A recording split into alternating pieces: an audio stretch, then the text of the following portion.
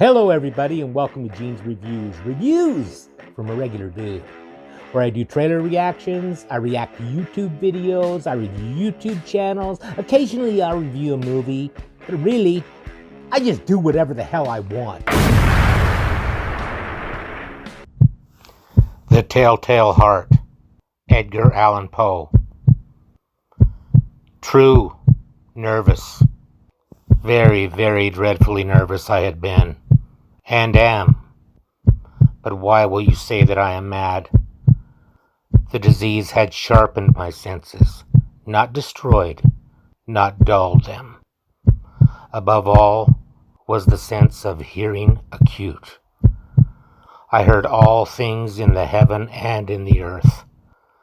I heard many things in hell. How then am I mad? Hearken and observe how healthily, how calmly I can tell you the whole story. It is impossible to say how first the idea entered my brain, but once conceived, it haunted me day and night. Object, there was none. Passion, there was none. I loved the old man. He had never wronged me. He had never given me insult. For his gold I had no desire. I think it was his eye. Yes, it was this. He had the eye of a vulture, a pale blue eye with a film over it. Whenever it fell upon me, my blood ran cold. And so by degrees, very gradually, I made up my mind to take the life of the old man, and thus rid myself of the eye forever. Now this is the point. You fancy me mad. Madmen know nothing, but you should have seen me. You should have seen how wisely I proceeded, with what caution, with what foresight, with what dissimulation I went to work. I was never kinder to the old man than during the whole week before I killed him. And every night, about midnight, I turned the latch of his door and opened it. Oh, so gently. And then, when I had made an opening sufficient for my head, I put in a dark lantern, all closed so that no light shone out, and then I thrust in my head. Oh, you would have laughed to see how cunningly I thrust it in. I moved it slowly, very, very slowly, so that I might disturb the old man's sleep. It took me an hour to place my whole head within the opening, so far that I could see him as he lay upon his bed. Would a madman have been so wise as this? And then, when my head was well in the room, I undid the lantern cautiously. Oh, so cautiously. Cautiously, for the hinges creaked.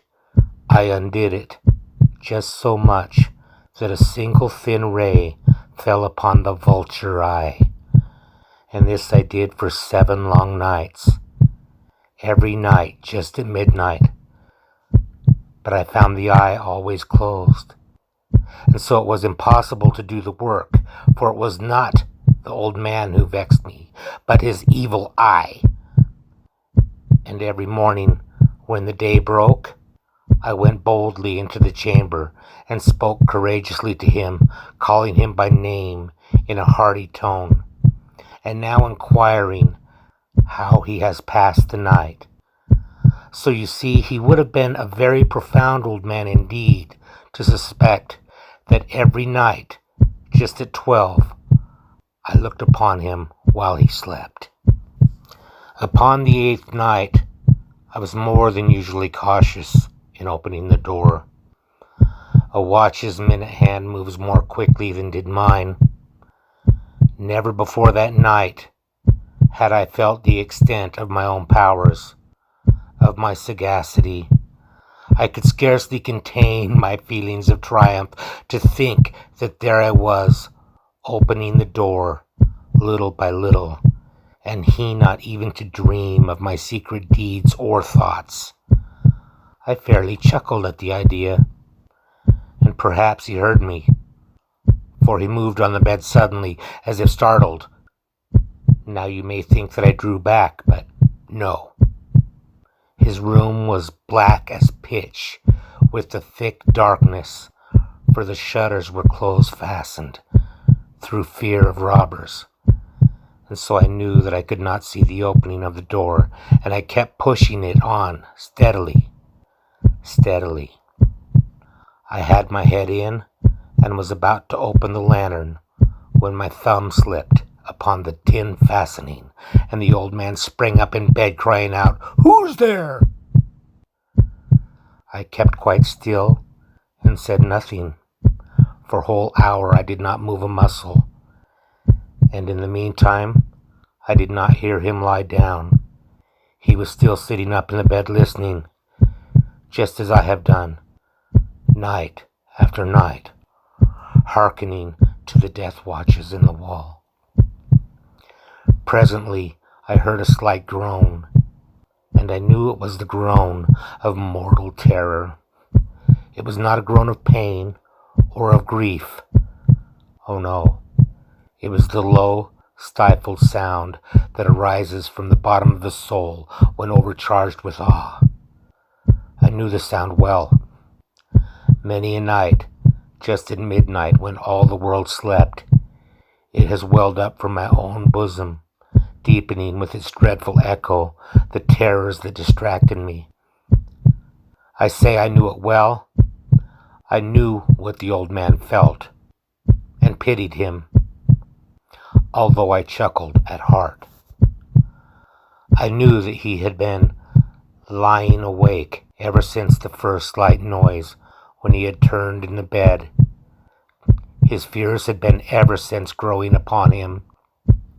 He had been trying to fancy them causeless, but could not. He had been saying to himself, "It is nothing but the wind in the chimney. It is only a mouse crossing the floor, or it is merely a cricket which has made a single chirp." Yes, he had been trying to comfort himself with these suppositions, but he had found all in vain. All in vain, because death, in approaching him, had stalked with his black shadow before him and enveloped the victim. And it was the mournful influence of the unperceived shadow that caused him to feel, although he neither saw nor heard, to feel the presence of my head within the room. When I had waited a long time, very patiently, without hearing him lie down, I resolved to open a very, very little crevice in the lantern. So I opened it. You cannot imagine how stealthily, until at a single dim ray, like the thread of a spider, shot out from the crevice and fell upon the vulture eye. It was open wide open, and I grew furious as I gazed upon it. I saw it with perfectly distinctness, all a dull blue, with a hideous veil over it that chilled the very marrow in my bones. But I could see nothing else of the old man's face or person, for I had directed the ray, as if by instinct, precisely upon the damned spot. And have I not told you that you mistake for madness is but over-acuteness of the senses? Now I say, there came to my ears a low, dull, quick sound, such as a watch makes when enveloped in cotton. I knew that sound well, too. It was the beating of the old man's heart. It increased my fury as the beating of a drum stimulates the soldier into courage. But even yet I refrained and kept still. I scarcely breathed. I held the lantern motionless. I tried how steadily I could maintain the ray upon the eye. Meantime, the hellish tattoo of the heart increased. It grew quicker and quicker and louder every instant. The old man's terror must have been extreme. It grew louder, I say louder every moment. Do you mark me well? I have told you that I'm nervous, so I am. And now, at the dread hour of the night, amid the dreadful silence of that old house, so strange a noise as this excited me to uncontrollable terror. Yet for some minutes longer I refrained and stood still, but the beating grew louder. I thought the heart must burst, and now a new anxiety seized me. The sound would be heard by a neighbor. The old man's hour had come. With a loud yell, I threw open the lantern and leaped into the room. He shrieked once, only once. In an instant, I dragged him to the floor and pulled the heavy bed over him. I then smiled gaily to find the deed so far done, but for many minutes the heart beat on with a muffled sound. This, however, did not vex me. It would not be heard through the wall. At length it ceased. The old man was dead. I removed the bed and examined the corpse. Yes, he was stone dead. I placed my hand upon the heart and held it there many minutes. There was no pulsation. He was stone dead. His eye would trouble me no more. If you still think me mad, you will think so no longer when I describe the wise precautions I took for the concealment of the body. The night waned, and I worked hastily, but in silence. First of all, I dismembered the corpse. I cut off the head and the arms and the legs. I then took up 3 planks from the flooring of the chamber and deposited all between the scantlings. I then replaced the boards so cleverly, so cunningly, that no human eye, not even his, could have detected anything wrong. There was nothing to wash out, no stain of any kind, no blood spot whatever. I had been too wary for that. A tub had caught all. When I had made an end of these labors, it was 4 o'clock, still dark as midnight. As the bell sounded the hour, there came a knocking at the street door. I went down to open it with a light heart, for what had I now to fear? There entered 3 men, who introduced themselves with perfect suavity as officers of the police. A shriek had been heard by a neighbor during the night. Suspicion of foul play had been aroused. Information had been lodged at the police office, and they, the officers, had been deputed to search the premises. I smiled, for what had I to fear? I bade the gentleman welcome. The shriek, I said, was my own in a dream. The old man, I mentioned, was absent in the country. I took my visitors all over the house. I bade them search well. I led them at length to his chamber. I showed them his treasures, secure, undisturbed. In the enthusiasm of my confidence, I brought chairs into the room and desired them here to rest from their fatigues, while I myself, in the wild audacity of my perfect triumph, placed my own seat upon the very spot beneath which reposed the corpse of the victim. The officers were satisfied. My manner had convinced them. I was singularly at ease. They sat, and while I answered cheerily, they chatted of familiar things. But ere long I felt myself getting pale, and wished them gone. My head ached, and I fancied a ringing in my ears, but still they sat, and still chatted. The ringing became more distinct. It continued and became more distinct. I talked more freely to get rid of the feeling, but it continued and gained definiteness until at length I found that the noise was not within my ears. No doubt I now grew very pale, but I talked more fluently and with a heightened voice, yet the sound increased, and what could I do? It was a low, dull, quick sound, much such a sound as a watch makes when enveloped in cotton. I gasped for breath, and the officers heard it not. I talked more quickly, more vehemently, but the noise steadily increased.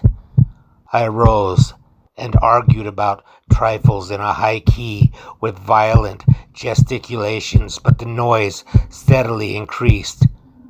Why would they not be gone?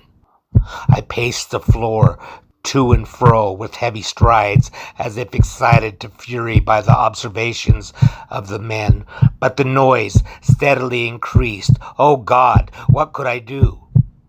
I foamed, I raved, I swore. I swung the chair upon which I had been sitting and grated it upon the boards, but the noise arose over all and continually increased. It grew louder, louder, louder, and still the men chatted pleasantly and smiled. Was it possible they heard not? Almighty God, no, no, they heard. They suspected, they knew. They were making a mockery of my horror. This, I thought, and this I think. But anything was better than this agony. Anything was more tolerable than this derision. I could bear those hypocritical smiles no longer. I felt that I must scream or die, and now again, hark, louder, louder, louder, louder. Villains, I shrieked, disassemble no more. I admit the deed. Tear up the planks. Here, it is the beating of his hideous heart. Thank you, everybody. Make sure you like, comment, subscribe, hashtag Mean Gene, all that fun stuff. And if you like this video, tell all your friends, leave a comment down below. And if you didn't like it, then just shut up. And I will see you next time.